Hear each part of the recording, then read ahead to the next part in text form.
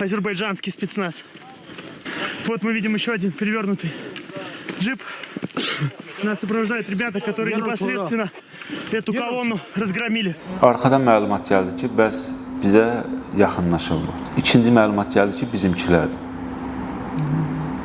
Parol veriblər. Babək Koroğlu. O da onun cavabını verib. 20-25 metr məsafə qalmış. Komanda verən adam soruşub hansı hərbi hissəsiz? Dəyərli izləyicilər, hər birinizi xoş gördük.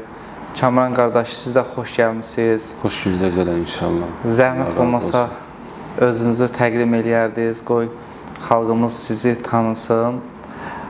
Yavaş-yavaş da başlayaq sizin döyüş yolunuzdan danışmağa. Allah razı olsun. Mən Naxçıvan Xüsusi Təyinatlar mənsubu İbrahimov Kamran Çingizoğlu. Cəlilabad rayon Göytepe şəhərində anadan olmuşam və Göytepe şəhid Vüqar Mürsəlov adına tam orta məktəbdə təhsil almışam. Orta məktəbdə təhsil aldığım müddətdə bizim müəllimlər tərəfindən bizə vətənpərvərlik mövzuları çox üstünlük verilirdi və öyrədilirdi. Bizim vətənpərvər yetişməyimiz birbaşa, mən deyərəm ki, bizim müəllimlərimizin sayəsindədir ki, biz bugünkü gündə bütöv Azərbaycan olmuşuq. Bəli. Orta təhsili başa vurduqdan sonra isə hərbi xidmətə yollandım, əsgərliyə.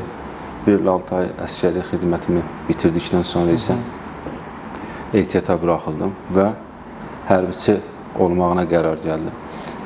Hərbiçi olmaq fikrim əsgərlikdən yarandı.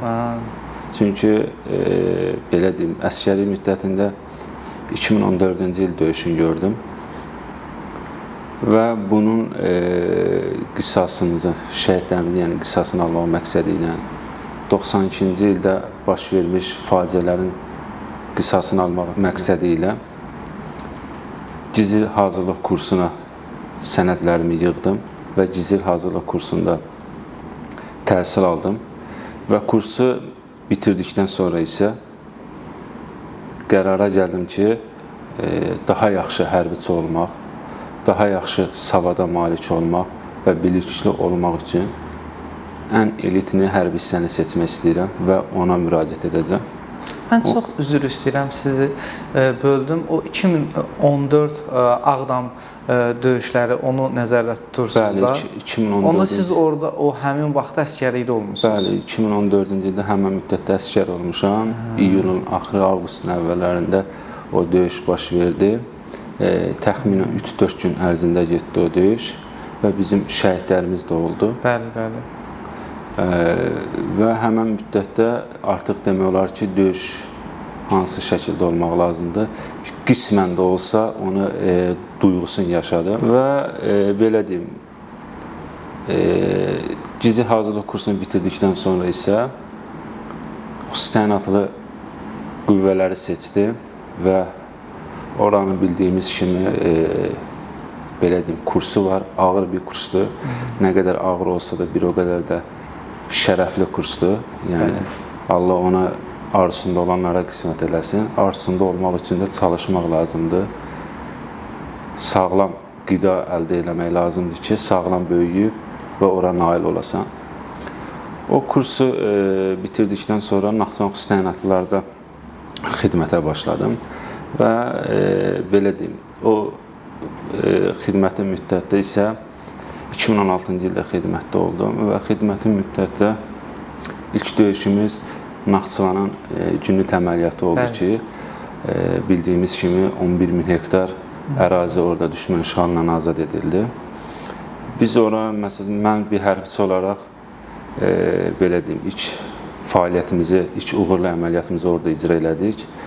May ayının 2-si, 3-ü biz əraziyə getdik, ərazinin müşahidəsini apardıq və bunu daha dərindən, daha yaxından, daha yaxşı şeylər əldə eləmək məqsədi ilə biraz düşmən dərinliyinə girdik və biz oradan əldə elədiyimiz məlumatları yuxarı komandanlığa ötürdük və onlar döyüş planını çizdiler. Biz həmən döyüş planına əsasən 2018-ci ildə may ayının 19-unda gecə saatlarında biz əməliyyata başladıq. Mən deyərəm ki, bir güllə atmadan belə biz orada uğurlu əməliyyat icra etdik və Günnit əməliyyatında Günnit kəndini düşməndən azad etdik. Artıq düşmən hiss elədi ki, artıq Azərbaycan ordusu daxil olub bizim əraziyə və yüksəkliklərə əldədir. Xəbərlər də yoxdur. Xəbərlər də yoxdur. Onlar başladılar atış eləməyə. Onlar atış elədi. Biz reaksiya vermirik, atışa cavab vermirik. Sadəcə və sadəcə biz mövqeyi əldə saxlamaq məqsədi ilə istehkam işləri görürük. Oradakı şəxsiyyətimiz yaralanmasın. Amma bildiyimiz kimi, yəni mümkün deyil. Yəni hər hansı bir uğurlu əməliyyat icra edirsənsə, orada içkimiz də olmalıdır, şəhidimiz də olmalıdır, yaralımız da olmalıdır. Bu vaxtda bizim bir şəhidimiz oldu, Akstafa rayonundan. Əsgər Tatarov Adil Əloğlu qəhrəmancasına orada şəhid oldu. Və bir zabitimiz vardı ki, Qəbələdən, İsrafilov Samit, baş leyten. O da yaralandı orada. Artıq komandir tərəfindən məlumat gəldi ki, düşmənə cavab verilsin. Və biz onların, belə deyim, yaralımızın qanun almaq məqsədinə, şəhidimizin tökülmüş qanun almaq məqsədinə onların o atışlarına cavab verdik və onlardan bir neçəsini biz orada məhv etdik. Bu atış uzaq məsafədən həyata keçirilir, yoxsa yaxın? Yaxın məsafə idi. Mən deyərdim ki, sizə 100-150 metr məsafə idi ki, elə bil ki, biz onların postları ki var idi. Onların postları harca 1,5 kilometr ərazini əməl başına müşahidə edirdilər və onların ərazisi idi. Həmin o 1,5 kilometr məsafəni biz sızma əməliyyatı eləyərək onların 100-150 metr, 110 metr məsafələrinə girmişdik ki, onların xəbəri yoxdur və onların elə bil ki, postunun altında biz istehkam işləri gördük ki, orada biz artıq postları quraq. Bugünkü gündə də bizim postlar oradadır. Yəni, onların postu həmən o dağ ki var idi, dağın üzərində bizim sərhəd gedirdi. Sərhədin o üzərində onların postu, sərhədin də bu üzərində bizim post oldu və biz tamamilə demək olar ki, Günnit kəndini düşmən işğalından azad etdik. Bir hərbiçi olaraq mənim ən uğurlu əməliyyatım elə bəs oradan başladı və orada biz səbirlə o əməliyyatı icra etdik. Orada, belə deyim, nə nöqsanlarımız oldusa, nə səhvlərimiz oldusa, onları xidməti müddətimizdə, tabiçiliyimizdə olanlara aşıladıq. Öz nöqsanlarımızı isə öz üzərimizdə düzəliş elədik. Daha perspektiv hərbiçi olmaq üçün, daha yaxşı hərbiçi olmaq üçün, daha yaxşı biliyə savadda malik olmaq üçün xarici ölkəyə kursa getdik. Orada komanda təməl kursunu bitirdik. Bitirdikdən sonra isə Mayne EP kursuna davam etdim. Orada da o kursu bitirdim. Və elə həm müəllimliyimi bitirdim, həm kursunu bitirdim onu. Ondan sonra Azərbaycana gəldim. Azərbaycana gəldiyim müddətdə 2020 idi elə. Gəldim, ondan sonra bildiklərimi tabi içində olanlara öyrədirdim. Öz zabit yoldaşlarıma, gizli yoldaşlarıma bildiklərimi başa salırdım. Və nəticə etibarı ilə gəldi 2020-ci il sentyabrın 27-si düşmənə cavab vermək məqsədi ilə Azərbaycan ordusunda vətən müharibəsi başladı. Biz həmən müharibədə ancaq televizordan izləyirdik. Biz həmən müharibəyə gedə bilmirdik. Ona görə ki, bizə komanda verilməmişdi. Bu səbirlə gözləməyimiz artıq bizim səbrimizi də tükətmişdi ki, biz döyüşə getmirik, bizim ordumuz içki verir. Amma baxmayaraq ki, işğal altında olan kəndlərimiz, rayonlarımız, yüksəkliklərimiz düşməndən təmizlənilir. Buna sevinirdik də, amma bir tərəfdən də üzülürdük ki, bizim ordumuzda içkilər var. Biz də bir xüsusi təyinatlı olaraq istəyirik ki, bu döyüşlərdə iştirak edək.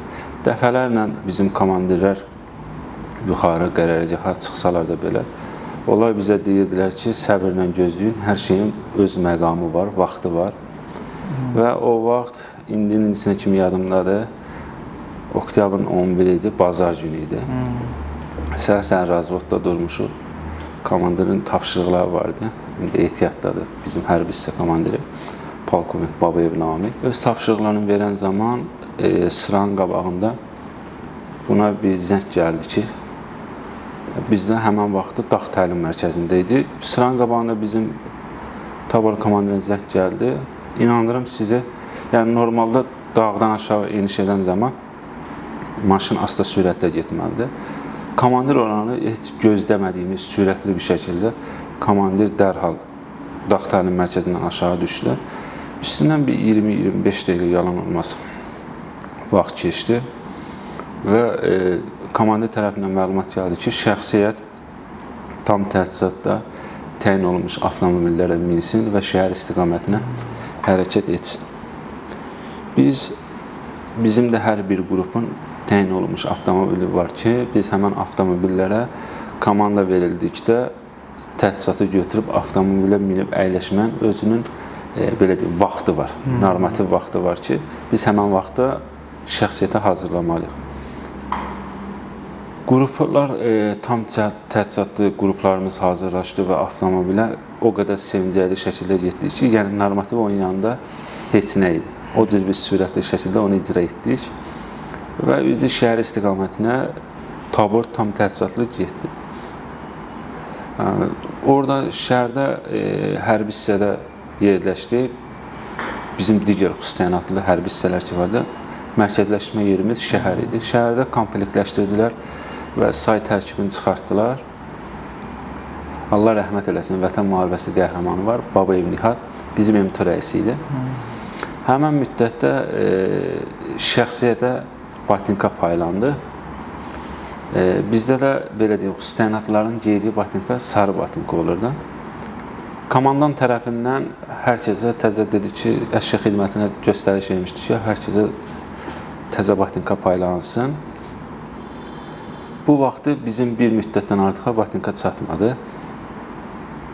Babayev Nihatda onda gördüm ki, bizim komandanın müavininə söhbət edir ki, bəs mən döyüşə getmək istəyirəm də. Komandan müavinə dedi ki, ehtiyac yoxdur, hələ ki, sənə burada ehtiyac var ki, sən həm MTO rəissən, burada şəxsiyyət hazırlamaq lazımdır. Yeri gələndə dedi, siz də döyüşə gedəcəksiniz, hələ ki, bir nömrəli qruplar döyüşə gedir. Bu vaxtı Babayev Nihat o müddətdən artıq batinka çatmadığını gördü və mənim yanımda olan bir prosesdir. Dedi ki, yoldaş döyüşçü, gözlə dedi, sənə mən batinka verəcəm.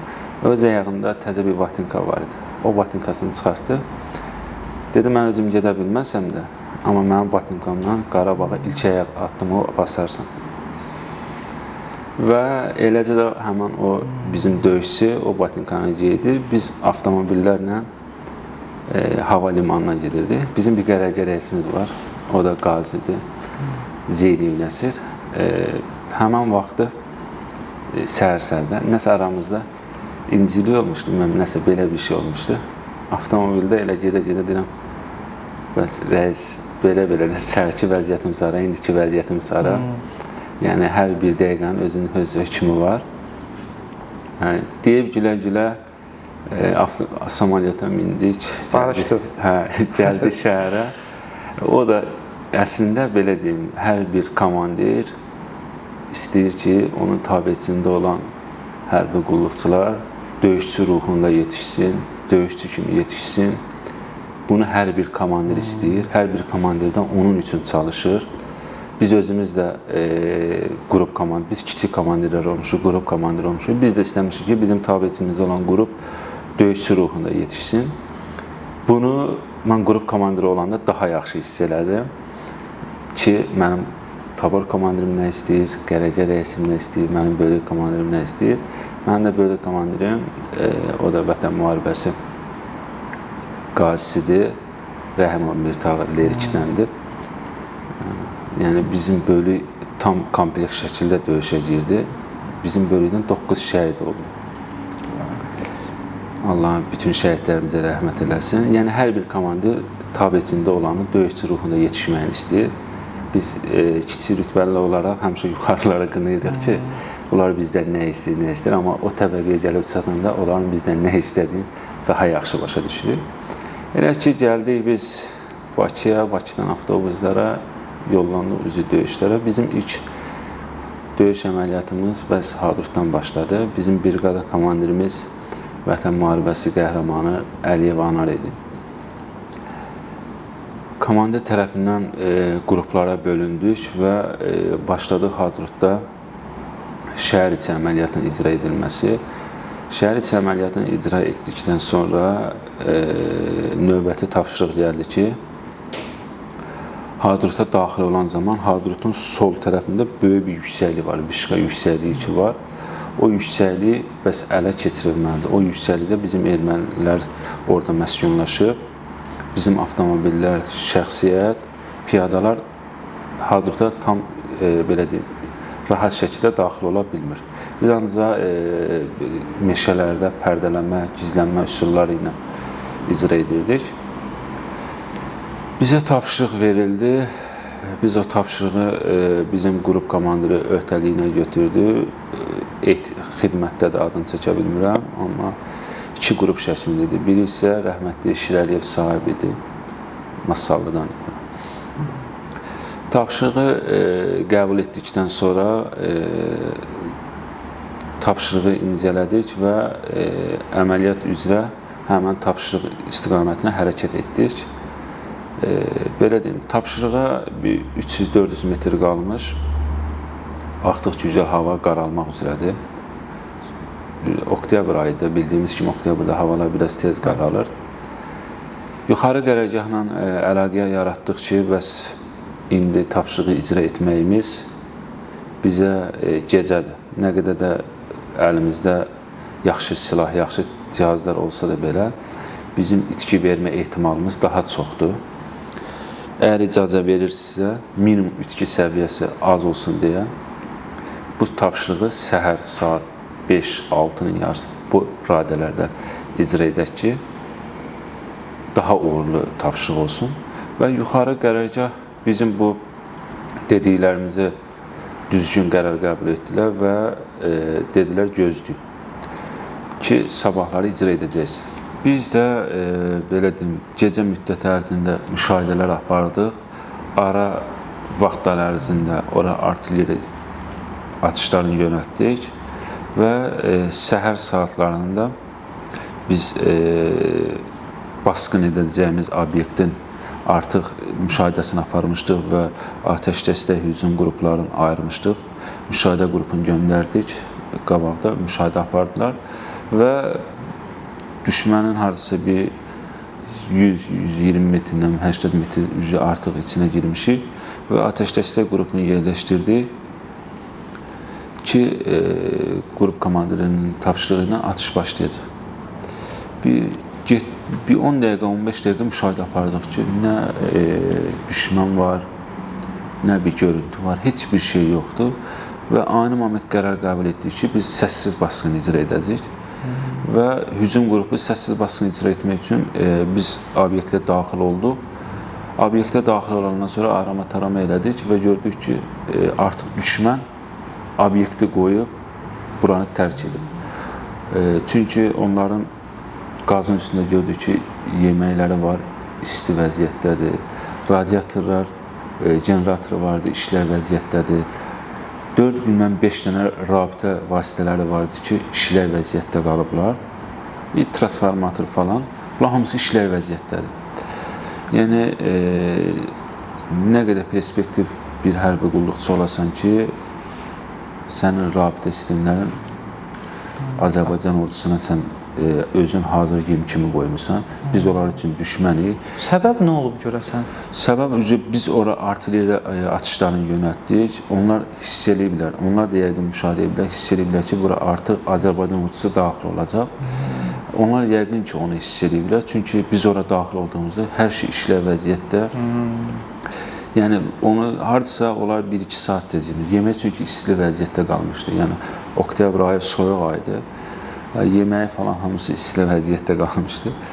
Eləçinənə biz ərazinin tam ətraflı axtarışını icra etdik. Axtardıq, hər bir şey yerindədir, müşahidəsi falan. Müşahidəçilər yerləşdirdik. Böyük bir vişqadır. Mən 2018-ci ildə ailə həyatı quran zaman Bəylik kürsümün arxasında salona daxil olan zaman gördüm ki, bir bayraq asıblar bəylik kürsünün arxasında. Elənçinənə o toyun sonunda o bayrağı mən götürdüm və dedim, Allah qismət eləsin, inşallah bu bayrağı Qarabağda asmağı Allah özü bizə nəsib etsin. O bayrağı qatlayıb hər zaman sumkamda qoymuşdum. İstər məziyyətə gələn vaxtda da sumkamda gəlirdi. Buradan rayondan da Naxçıvana gedən vaxtda həmişə o sumkamda gəzdirirdim. Və elə ki, biz belə deyim, kazarma vəziyyətində, poligonda qaldıq ki, müharibə müddətində evə gələ bilmədik. Yəni, onda bizə çıxışa hazır olan komandası verəndə biz hər şeyi sumkanıza da evdən götürdüm, mən getdim. O bayrağı da onda özümdən aparmışdım. Bilirdim ki, bugün olmasa da sabah biz gedəcəyik inşallah. Və eləcə o sumkadan o bayrağı çıxartdım. Qrup komandı ilə bir yerdə biz o bayrağı o vişqayla astıq. Astıqdan sonra isə Balayev Coşqun var, Gizir. Başladı orada azan oxumağa. Azan oxuduqdan sonra biz rabitədə mərc elədik ki, verilmiş tapşırıq uğurla icra edildi. Və üstünə bir 15-20 dəqiqə keçmişdi. Zeyliyev Nəsir, bizim gələcək rəisi, rabitədə dedi ki, bəs sizin uğurla icra etdiyiniz tapşırıq nəticəsində artıq bizim avtomobillər hadrota daxil ola bildi. Çox sağ olun, vətən sizə minnətdardır. Bunu rabitədə dedi və tapşırıq verdi ki, bir sutqa ərzində orada gözətləmədə qalın, müşahidə aparın və səhərsi günü bizim bölmələr ki gələcək, həmən bölməyə təhvil verib növbəti tapşırığa gedəcəksiniz.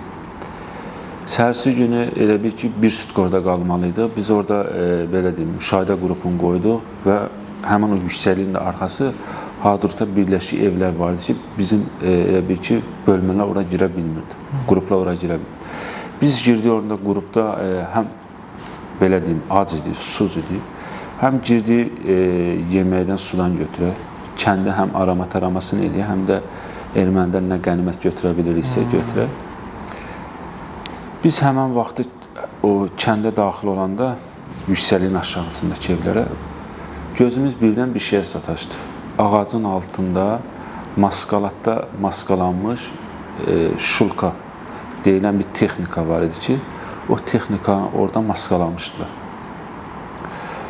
O texnikanı biz üstün maskalasını çıxardandan sonra, ətrafını yoxladıqdan sonra, onun ətraf radioslarını yoxladıq, avtomobili yoxladıq ki, avtomobil işləyə vəziyyətdədir, həmən o texnika, şulka texnikası.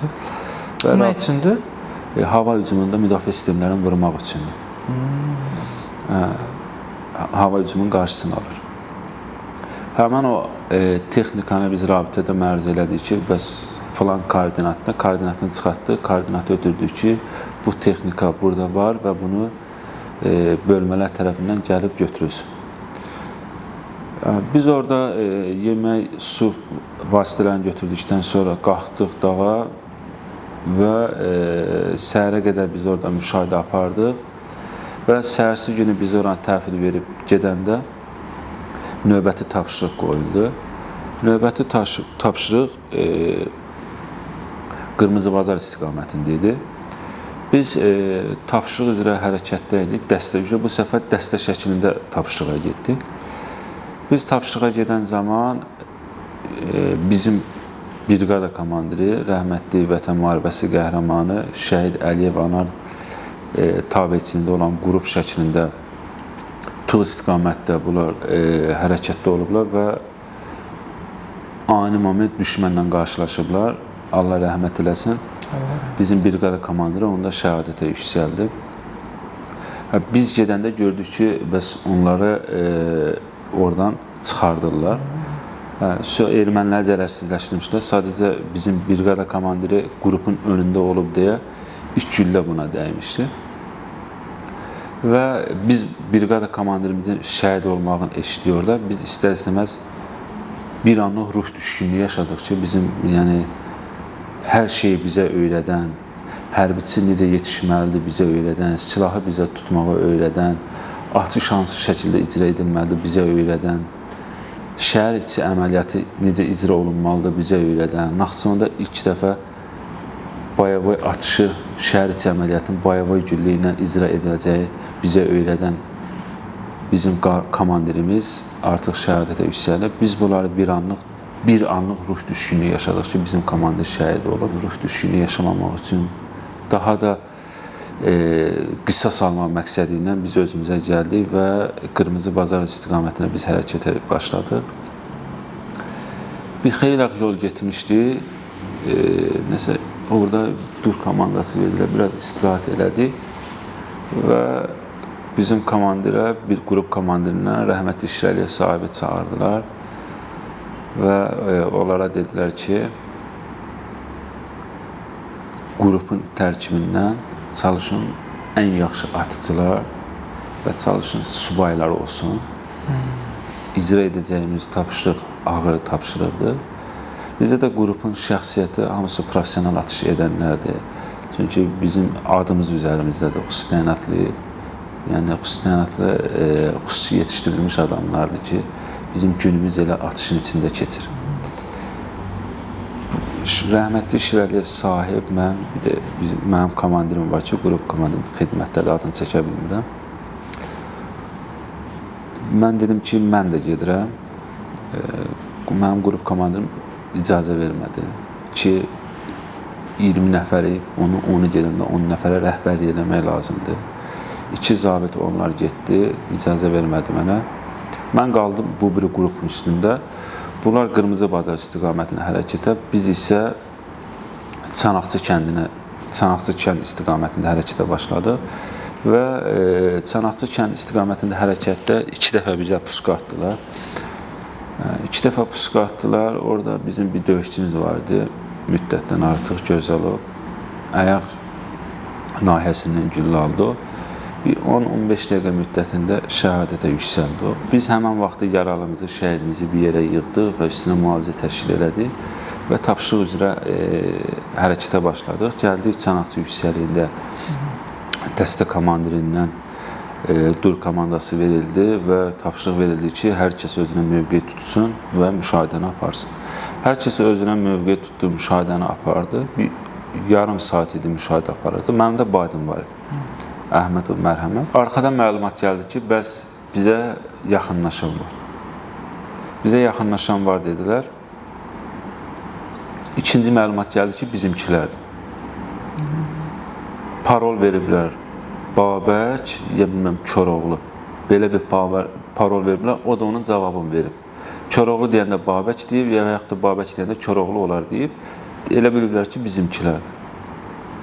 20-25 metr məsafə qalmış, komanda verən adam, bizim döyüşçü, soruşub hansı hərbi hissəsiz, başlayıblar bunlar erməncə cavab verən vaxtı, birdən qışqırdı ki, dəstəyə basqın. Dəstəyə basqın komandası verəndə, elə həmən istiqamətə çöndük, bunlar ermənilər atış elədi. Ermənilər atış eləyən vaxtı, Allah rəhmət eləsin, mənim badim Əhmədov mərhəmədə güllə ilə sol nahiyəsindən girmişdi, sağ nahiyədən çıxmışdı, Böyrək istiqamətində. Bu qışqırdı ki, vuruldum, kömək elə. Dedim, mərhəmət, atış eləyirik. Atış eləyirik, deyirəm, mərhəmət, səbirli ol, düşməni susturaq, sonra sənə kömək eləyəcəm. Bizim öncəliyimiz qarşı tərəfi susturmaqdır. Onları biz susturandan sonra, onların da xüsusi təyinatları idi. Yəni o hilə ilə yaxınlaşırlar. Onlar o hilə ilə yaxınlaşmışdılar. 0-22 dəstələrdir. Çünki belə deyim, yəni o dərinliyə girən ancaq xüsusi təyinatlılar ola bilər. Biz onların o xüsusi təyinatlarını orada vurduq. Çox idilər yoxsa? Yox, az idilər. Onlar belə deyim, hardasa olardı da biz 8 nəfər, 9 nəfər idilər. Onlar da bilməyiblər. Onlar da təsadüfən gəliblər. Onlar haransa müşahidə ediblər ki, görüblər Azərbaycan ordusudur. Vəziyyətdən çıxmaq məqsədilə indi olur. Biz də onların hər şeyini öyrənirik. Onlar da indi öyrənirlər. Müharibədir bu. Müharibə vaxtı parolu da öyrənmək olur. Yəni, biz məsafə olur ki, biz necə erməni dilini biliriksə, erməni də bizim dili bilir və uzaqdan 100-150 metr məsafədən gələn qrup olursa, biz bir-birimizə parol vasitəsilə bilməliyik ki, bu gələn bizimkidir ya bizimki deyil. Onlar da, yəni ərazi onlardadır. Başa düşdünüz, ərazini onlar orada yaşayırlar deyə bizdən daha yaxşı bilirlər. İndi onlar həmin müddətdə bizim parolu öyrəniblər. Eşidiblər, nəsə öyrəniblər, ona görə onlar o parolu. Sonra biz o parolu dəyişdik. Bizim bir dənə parolumuz oldu, o da Allahu Əkbər parolu oldu ki, hər yerə Allahu Əkbər. Çünki onlar Allahu Əkbər sözünü deyə bilmirdilər. Allahu Əkbərlə biz hər yerə girdik və uğurda qazandıq. Həmin vaxtı Əhmədov mərhəmət şəhid oldu. Siz döyüşüb yaxınlaşanda gördünüz ki, şəhid olub? Yox, belə deyim, həmən vaxtı erməniləri zərərsizləşdirdik. Gəldi Əhmədov mərhəmədə ilk tibbi yardım falan göstərdik. Bundan hər bir şeyin elədik. Və elə bir ki, dəstənin ortasında yaralılarla şəhidləri bir yerə yığırdı. Ətraf isə dairəvi müşahidədə idi. Mühafizə və müşahidəni təşkil edirdi. Ara sıra bunun yanına gedib dəyirdim. Ən sonunda gedəndə dedim, mərhəmət, necə də vəziyyət, özünü nətər hiss edirsən? Deyir ki, bəs komutan ürəyəm bulanır. Bu ürəyəm bulanır deyəndə hiss elədim ki, bunda daxili qanaxma var. Yəni, bizim əlimizdən heç bir imkan gəlmir ki, biz buna nəsə eləyə bilərik. Bizim əlimizdən gələn bütün vasitələri biz orada göstəririk. Yaralımıza da, ehtiyac olan hər kəsə. Artıq əlimizdən heç bir şey gəlmir. Təxliyə qrupu da girə bilmir. Çünki biz düşmən dərinliyindəyik. Bizim dörd bir tərəfimiz hamısı düşməndir. Hardan gələcəyini bilmirik. Və səhərsi günü, həmən gecəni səhərlədik. Getdim, baxdım ki, artıq şəhid olub. Allah rəhmət eləsin. Dəstə komandirindən növbəti tapşırıq verildi Qarabulaq istiqamətində. Həm orada bir 10-15-ə yaxın evlər var ki, o evlər arama-tarama olunmalıdır. O evlərin arxasında yüksəkli var. O yüksəkli ələ keçirilməlidir ki, o yüksəklinin də arxasında torpaq yol gedir Şuşaya. Komandir tərəfindən tapşırıq gəldi ki, 14-15 nəfər o yüksəkli istiqamətinə hərəkətə başlasın. Yarı Naxçıvan təyinatlarının olsun, yarı da bizim qüvvələrdən. 7 nəfər, bir də mən özüm, Gözəlov Feyzullayev Polad vardı, dəstə qrup komandiri. O da öz heyəti ilə biz birgə həmən fəaliyyət üzrə hərəkətə başladıq. Və gəldi evləri arama-tarama elədik. Yüksəli, elə bir ki, ətək hissəsində yüksəliyə yaxınlaşdı. Yüksəliyə yaxınlaşan vaxtı bir 25-30 metr məsafədə açıq bir yer var. Tamamilə açıqdır da. Biz oranı strajlarla icra etdik, bir-bir strajlarla oranı icra etdik, o açığı keçdik və gəldik yüksəkliyin ətrafında baxdıq ki, ermənilər var. Baxdıq, ermənilər var, bizim sayımıza görə bizdən çoxdurlar, biz bura girsək itkimiz daha çox olar. Bunun üçün qərara gəldik ki, biz bura gecə, ancaq və ancaq gecə səssiz şəkildə yaxınlaşıb bunları məhv etməliyik. Geri qayıdan vaxtı ki, onlardan 300-400 metr biz geri qayıdaq, meşələr mövqeylənək və oraya artilleriya yönəldək, o artilleriya vursun. Biz geri qayıdan vaxtı bunlar sistemə bizi görülmüşdür.